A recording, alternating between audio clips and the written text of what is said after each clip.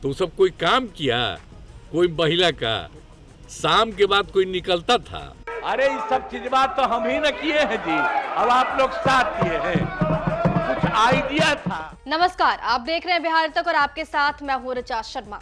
बिहार के सीएम नीतीश कुमार जब भी मीडिया के सामने आते हैं 2005 के बाद किए अपने काम को गिनाने से नहीं चूकते और 2005 से पहले के बिहार की भी याद दिलाते रहते हैं। लेकिन अब लालू प्रसाद यादव की बेटी रोहिणी आचार्य ने नीतीश कुमार के कार्यों पर सवाल खड़ा किया है। रोहिणी आचार्य ने एक्स पर ट्वीट करके लिखा है, 2005 के पहले पलटासन का इजाद भी नहीं हुआ था। 2005 से पहले मुख्यमंत्री पर थीसिस चोरी का जुर्म भी साबित नहीं होता था। 2005 से पहले किसी मुख्यमंत्री पर हत्या का मुकदमा भी नहीं चला था। 2005 से पहले जनता के द्वारा किसी मुख्यमंत्री पर जूता, चप्पल, रोड़ा, पत्थर, थप्पड़ भी नहीं चला था। 2005 से पहले गर्भाशय घोटाला भी नहीं होता था। 2005 से पहले बियाड़ा की जमीन के आवंटन में भी कोई घोटाला नहीं होता था। 2005 से पहले किसी के डीएनए पर भी सवाल संदेह नहीं किया जाता था, न ही डीएनए पर सवाल उठाने वालों से कोई समझौता किया जाता था। 2005 से पहले भोज पर आमंत्रित कर एन मौके पर किसी के भोज की थाली भी नहीं खींच ली जाती थी। 2005 से पहले राजधानी पटना के गांधी मैदान में सीरियल बम ब्लास्ट भी नहीं होता था। 2005 के पहले विधानसभा परिसर में गुंडों को घुसवाकर माननीय विधायकों, विधान पार्षदों पर लाठी डंडा भी नहीं चलवाया जाता था। महिला विधायिकाओं की साड़ी नहीं फाड़ी जाती थी।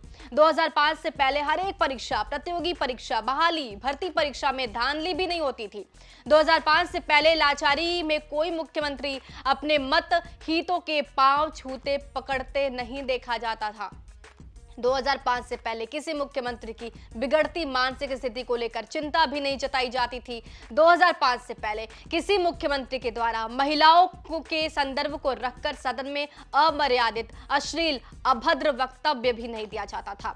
2005 से पहले किसी मुख्यमंत्री के द्वारा सार्वजनिक मंच पर महिला उद्घोषिता को असहज कर देने, शारीरिक स्पर्श भी नहीं किया जाता था।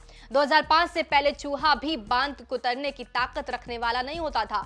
2005 से पहले चूहों को शराब पीने की लत भी नहीं थी। 2005 से पहले थानों, अस्पतालों, सरकारी दफ्तरों से शराब भी नहीं बिकती थी। 2005 से पहले उद्घाटन के पहले ही पुल या सड़कें ढह या फिर बह नहीं जाया करती थी। 2005 से पहले किसी के खेत में पुल का निर्माण या फिर निर्माण के एवज में पूर्ण भुगतान भी नहीं किया जाता था।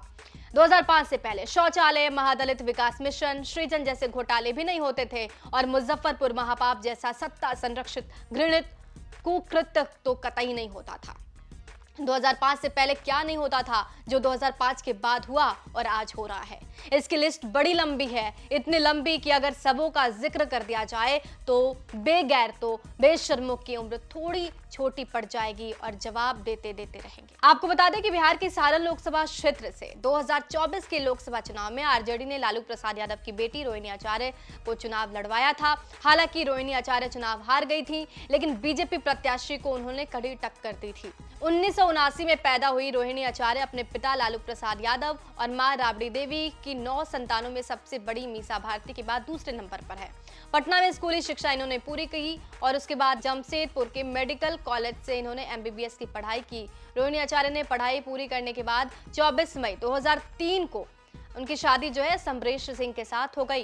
रोहिणी वैसे तो पहले चर्चा में नहीं रही थी, लेकिन 5 दिसंबर 2022 को उन्होंने जब अपने पिता लालू प्रसाद यादव को अपनी किडनी डोनेट की थी, उसके बाद वो सुर्खियों में आ गई थी।